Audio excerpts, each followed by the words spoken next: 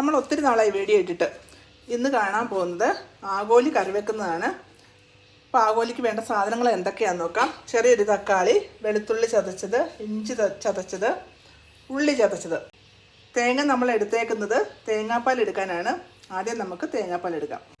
ഒരു ചട്ടി അടുപ്പത്ത് വെച്ച് അതിലേക്ക് നമ്മൾ ആവശ്യത്തിന് എണ്ണ ഒഴിച്ച് കൊടുക്കുന്നു. ഇഞ്ചി ഇട്ട് കൊടുത്തു, വെളുത്തുള്ളി ഇട്ട് കൊടുത്തു, ചുവന്നുള്ളി ഇട്ട് കൊടുത്തു. അതിലേക്ക് 2 പച്ചമുളക് ഇട്ട് കൊടുത്തു. ഇത്രയും നേരം നമ്മൾ കൈകൊണ്ടാണ് ഇട്ടത്. പച്ചമുളക് പക്ഷേ നമുക്കൊരു പേടി, അതുകൊണ്ട് നമ്മൾ അരിഞ്ഞ് വെച്ചിട്ട് പാത്രത്തിൽ വെച്ചിട്ട് അങ്ങോട്ട് ഇട്ട് കൊടുത്തു കേട്ടോ.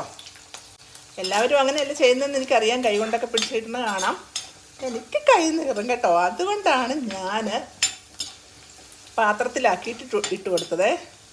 ഇത് അത്യാവശ്യം നന്നായിട്ട് മൂത്ത് വന്നിട്ടുണ്ട്. ഇതിലേക്ക് 2 ടേബിൾ സ്പൂൺ, ഒന്ന് നിറച്ചും ഒന്ന് ഇത്രയും മുളക് പൊടി ഇട്ട് കൊടുത്തു. ഇത്രയും മല്ലിപ്പൊടി, മഞ്ഞൾപ്പൊടി. ഇനി നമുക്ക് തക്കാളി ഇട്ട് കൊടുക്കാം.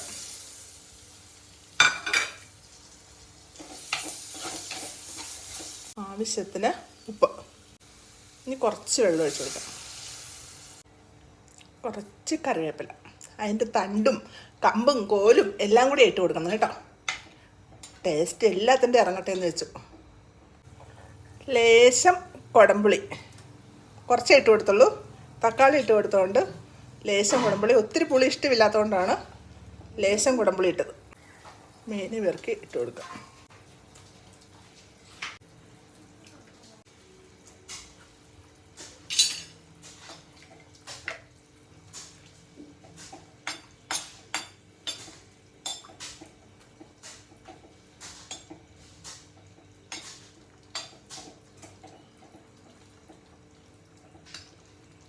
കറി വെന്ത് പറ്റി വരുമ്പോൾ നമുക്ക് ബാക്കി പരിപാടിയുണ്ട്. അപ്പോൾ ഇത് പറ്റട്ടെ.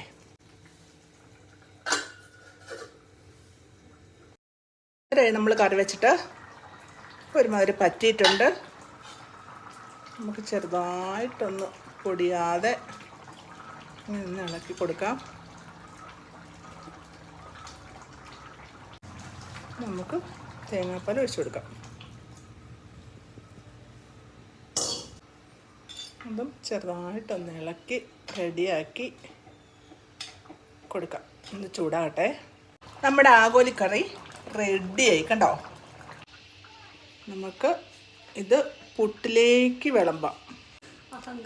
നമ്മുടെ മീൻകറി പുട്ടിലേക്ക് വീണേക്കുന്നു.